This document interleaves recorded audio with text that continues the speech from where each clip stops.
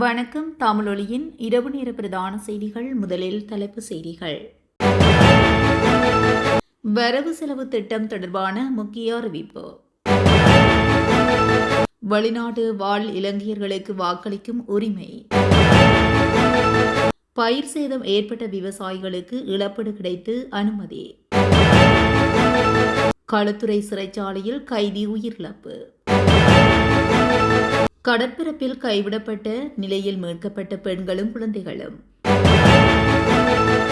யாழில் போதை மாத்திரைகள் மற்றும் ஹெரோயினுடன் 3 கைது. கொழும்பில் 9 மணி நேர நீர்வெட்டு. நாளை முதல் சுகையின விடுமுறை போராட்டத்தில் மின்சார சபை தொழிற்சங்கங்கள். போதைப்பொருள் குற்றங்கள் 8 மாதங்களில் 524 பெண்கள் கைது. தொடர்பான விரிவான செய்திகள். வரவு செலவு திட்ட ஒதுக்கீட்டு சட்டம் மூலம் முதலாவது மதிப்பீட்டுக்காக செப்டம்பர் 26ஆம் தேதி நாடாளுமன்றத்தில் சமர்ப்பிக்க திட்டமிடப்பட்டுள்ளதாக சபை முதல்வர் அமைச்சர் பிமல் ரத்நாயக்க தெரிவித்துள்ளார். மேலும் வரவு செலவு திட்ட விவாதங்கள் தொடர்பில் நேற்று நாடாளுமன்றத்தில் நடைபெற்ற செய்தியாளர் மாநாட்டில் அவர் உரையாற்றுகையிலேயே நிதி அமைச்சர் என்ற ரீதியில் ஜனாதிபதி அனுரகுமார் திசாநாயக்க 2025 நவம்பர் 7ஆம் தேதி வரவு செலவு திட்ட உரையை நாடாளுமன்றத்தில் நிகழ்த்துவார். அதனைத் தொடர்ந்து நவம்பர் 8ஆம் தேதி முதல் நவம்பர் 14ஆம் தேதி வரை 6 நாட்கள் வரவு செலவு திட்ட 2வது வாசிப்பை நடத்துவதற்கு தீர்மானிக்கப்பட்டுள்ளது. இதற்கு அமைய நவம்பர் 14ஆம் தேதி பிற்பகல் 6 மணிக்கு 2வது வாசிப்புக்கான வாக்கெடுப்பு நடத்தப்படும். இதன் பின்னர் நவம்பர் 15ஆம் தேதி முதல் டிசம்பர் 5ஆம் தேதி வரை 17 நாட்கள் குழுநிலை விவாதத்தை நடத்துவதற்கும் டிசம்பர் 5ஆம் தேதி பிற்பகல் 6 மணிக்கு 3வது வாசிப்புக்கான வாக்கெடுப்பை நடத்துவதற்கும் இணக்கம் காணப்பட்டுள்ளது. இந்த காலப்பகுதியில் அரசாங்க விடுமுறைகள் மற்றும் ஞாயிற்றுக்கிழமைகள் தவிர சனிக்கிழமை உள்ளிட்ட ஏனைய அனைத்து நாட்களிலும் வரவு செலவு திட்ட விவாதம் நடைபெறும். குழுநிலை விவாதம் நடைபெறும் காலப்பகுதியில் திங்கட்கிழமைகளில் முற்பகல் 9:30 மணிக்கு, ஏனைய நாட்களில் முற்பகல் 9 மணிக்கு நாடாளுமன்றத்தை கூட்டுவதற்கு தீர்மானிக்கப்பட்டுள்ளது.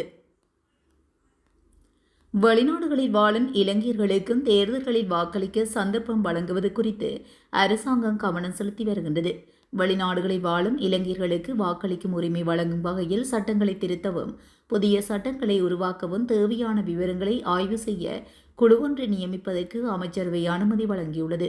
இலங்கை அரசியலமைப்பின்படி வாக்களிக்கும் உரிமை தற்போது இலங்கையில் வசிக்கும் மற்றும் தேர்தல் சட்டத்தின்படி வாக்காளர் பதிவில் பெயர் பதிவு செய்துள்ள பிரஜைகளுக்கு மட்டுமே வழங்கப்பட்டுள்ளது. தற்போதைய தேர்தல் சட்டத்தில் வெளிநாடுகளில் வாழும் இலங்கை பிரஜைகளுக்கு வாக்களிக்கும் எந்தவிதமான ஏற்பாடுகளும் இல்லை. அதற்கான சட்டமும் இதுவரை இயற்றப்படவில்லை. இந்தியா, பங்களாதேஷ், பிலிப்பைன்ஸ் போன்ற பல ஆசிய நாடுகள் வெளிநாடுகளில் உள்ள தங்கள் பிரஜைகளுக்கு வாக்குரிமை வழங்கும் சட்டத்திட்டங்களை ஏற்கனவே உருவாக்கியுள்ளன. அதேபோலவே இலங்கையிலும் இத்தகைய சட்டங்களை மாற்றுவது காலத்தின் தேவையாக கருதப்படுகிறது. இது தொடர்பில் தேர்தல் ஆணையம், வெளிவிவகார அமைச்சு, வெளிநாட்டு வேலைவாய்ப்பு மற்றும் சுற்றுலாத்துறை அமைச்சு, பொது நிர்வாகம் மற்றும் மாகாண சபைகள் உள்ளிட்ட அமைச்சுக்கள் மற்றும் நிறுவனங்களின் அதிகாரிகள் அடங்கிய குழு நியமிக்கப்பட உள்ளது. இந்த குழு தேவையான சட்ட திருத்தங்கள் மற்றும் புதிய சட்ட வடிவமைப்புகளுக்கான பரிந்துரைகளை முன்வைக்கும் என தெரிவிக்கப்படுகிறது. செவனகல சீனி தொழிற்சாலையில் கரும்பு தோட்டங்கள் எரிந்தமையினால் பயிர் சேதம் ஏற்பட்ட விவசாயிகளுக்கு இழப்பீடு வழங்க அரசு தீர்மானித்துள்ளது. அந்த வகையில் பாதிக்கப்பட்ட விவசாயிகளுக்கு இழப்பீடு வழங்க அமைச்சரவை அனுமதி அளித்துள்ளது. லங்கா சீனி நிறுவனத்துக்கு சொந்தமான செவனகல சீனி தொழிற்சாலையின் கரும்பு தோட்டங்களுக்கு 2025 ஆகஸ்ட் 16, 20, 21, 22, 24ஆம் தேதிகள் மற்றும் 2025ஆம் ஆண்டு செப்டம்பர் மாதத்தில் 4 மற்றும் 5ஆம் தேதிகளில் ஒரு குழுவினர் தீ வைத்ததாக தெரிவிக்கப்பட்டுள்ளது. மேலும் ஒரு மெட்ரிக் டன்னுக்கு 7,000 ரூபாய் வீதம் இழப்பீட்டை வழங்க தீர்மானிக்கப்பட்டுள்ளது. களுத்துறை சிறைச்சாலையில் கைதியொருவர் உயிரிழந்ததாக களுத்துறை வடக்கு காவல்துறையினர் தெரிவித்தனர். உயிரிழந்தவர் வஸ்கடுவை சேர்ந்த சம்பத் மெந்திஸ் என அடையாளம் காணப்பட்டுள்ளார். போதைப்பொருள் வைத்திருந்த குற்றச்சாட்டில் சிறையில் இருந்த அவர் கடந்த ஜூலை மாதம் 21ஆம் தேதி அன்று சிறை வளாகத்தில் உள்ள அரச மரத்தில் ஏறி குதித்ததில் காயமடைந்துள்ளார். நாகுட வைத்தியசாலையில் சிகிச்சை பெற்று வந்து குணமடைந்து மீண்டும் சிறையில் அடைக்கப்பட்ட பின்னர் அவரது உடல்நிலை மோசமடையவே மீண்டும் வைத்தியசாலையில் அனுமதிக்கப்பட்டுள்ளார். இருப்பினும் சிகிச்சை பலனளிக்காமல் நேற்று இரவு உயிரிழந்துள்ளார். இச்சம்பவம் தொடர்பாக களுத்துறை வடக்கு காவல்துறையினர் மேலதிக விசாரணைகளை மேற்கொண்டு வருகின்றனர்.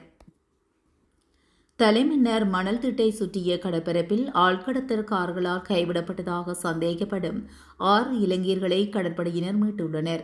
வடமத்திய கடற்படை கட்டளை பிரிவினரால் மேற்கொள்ளப்பட்ட விசேட தேடுதல் நடவடிக்கையின் போது தலைமன்னாரின் 7ஆம் மணல் திட்டில் உடல்நலக்குறைவால் பாதிக்கப்பட்டிருந்த 6 பேர் அடையாளம் காணப்பட்டுள்ளனர். இவர்களை சட்டவிரோதமாக கடல் மார்க்கமாக இலங்கைக்கு கொண்டு வருவதாக கூறிய ஆழ்கடத்தற்காரர்கள் அங்கு கைவிட்டு சென்றதாக தெரியவந்துள்ளது. இவர்கள் 8 முதல் 56 வயதுக்குட்பட்ட வவுனியா, மடு மற்றும் கொக்கடிச்சோலை ஆகிய பகுதிகளைச் சேர்ந்தவர்கள் என அடையாளம் காணப்பட்டுள்ளனர்.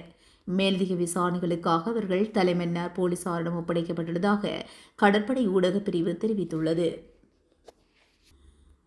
யாழ்ப்பாணம் பொம்மைவழி பகுதியில் 15 போதை மாத்திரைகள் மற்றும் 50 மில்லிகிராம் ஹெரோயின் போன்றவற்றுடன் 18, 19 மற்றும் 21 வயதுடைய சந்தேக நபர்கள் 3 கைது செய்யப்பட்டுள்ளனர். குறித்த கைது நடவடிக்கை நேற்றைய தினம் இடம்பெற்றுள்ளது. யாழ்ப்பாணம் மாவட்ட சிரேஷ்ட போலீஸ் அத்தியட்சகரின் கீழ் இயங்கும் போலீஸ் புலனாய்வு பிரிவினருக்கு கிடைத்த ரகசிய தகவலின் அடிப்படையில் யாழ்ப்பாணம் போலீஸ் நிலைய போதை தடுப்பு பிரிவினரால் இந்த கைது நடவடிக்கை முன்னெடுக்கப்பட்டுள்ளது. விசாரணைகளின் பின்னர் குறித்த சந்தேக நபர்களை நீதிமன்றத்தில் முற்படுத்துவதற்கான நடவடிக்கைகளை போலீசார் மேற்கொண்டு வருகின்றனர். எதிர்வரும் 18ஆம் தேதி வியாழக்கிழமை கொழும்பில் 9 மணி நேர நீர் விநியோகம் நிறுத்தப்படும் என தேசிய நீர்வளங்கள் மற்றும் வடிகால் அமைப்பு சபை தெரிவித்துள்ளது. அம்பத்தலே நீர் சுத்திகரிப்பு நிலையத்துக்கு நேரி பெறும் பிரதான குழாயான பம்பிங் நிலையத்துக்கு மின்சாரம் நிறுத்தப்பட வேண்டியிருப்பதாலேயே நீர் விநியோகம் நிறுத்தப்பட உள்ளது. அதன்படி காலை 10 மணி முதல் மாலை 7 மணி வரை நீர் விநியோகம் நிறுத்தப்படும் என தெரிவிக்கப்பட்டுள்ளது. அதற்கு அமைய கொழும்பு 1 முதல் 15 வரையிலான பகுதிகளில் நீர் விநியோகம் நிறுத்தப்படும். பத்திரமுல்லை, பெலவத்த, கோகந்தர, கொஸ்வத்த, தலுவதகொட, கோட்டை, ராஜகிரிய, மெரிகானா, மடிவெல, நுகேகொட, நாவல, கொலநாவ, ஐடிஹெச், கொட்டிகாவத்து, அங்கொட, வெள்ளம்பிட்டிய, ஒருகொடவத்த, மகரகம, பொருளஸ்கமுவ, தெஹிவலை, ரத்மலானை, மொரட்டுவ ஆகிய பகுதிகளுக்கும் நீர் விநியோகம் நிறுத்தப்படும் என வடிகால் அமைப்பு சபை தெரிவித்துள்ளது.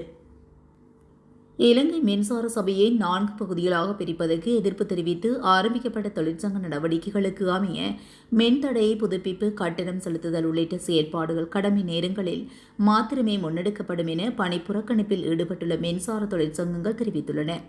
மேலும் நாளை முதல் சுகையின விடுமுறை போராட்டத்தில் ஈடுபட உள்ளதாக மின்சார சபையின் தொழில்நுட்ப வல்லுநர்கள் சங்கத்தின் தலைவர் தெரிவித்துள்ளார்.